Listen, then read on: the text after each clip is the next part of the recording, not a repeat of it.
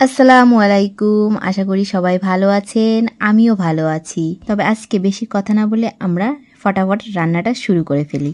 আমি এখানে গাজর, টমেটো, বিন, ক্যাপসিকাম কেটে নিয়েছি। এদিকে ডালটা সেদ্ধ করে নিয়েছি আমি। তারপর একটি কড়াই নেব, তাতে কিছু পরিমাণ তেল দিয়ে স্বাদ মতন লবণ ও হলুদ দিয়ে ভাজা ভাজা করে নেব। এই দেখো ভাজা হয়ে গিয়েছে আমার। আবার কড়াইয়ে তেল দিয়ে নেব। এখানে তেলের ভিতর এলাচ, তেজপাতা, রসুন থেতো ও পেঁয়াজ দিয়ে ভেজে নেব। তারপর পেস্ট করা আদা ও রসুন ও জিরে বাটা দিয়ে দেব।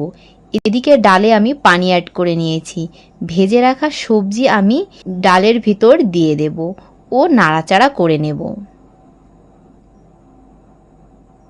এবার ভাজা মশলা দিয়ে দেব ডালের ভিতর। কিছুক্ষণ ফুটিয়ে ঘন করে নেব। দেখো ডালটি আমার রান্না হয়ে গেছে। কেমন হয়েছে বলো? আশা করি ভালোই হবে। আজকের মতো বাই বাই।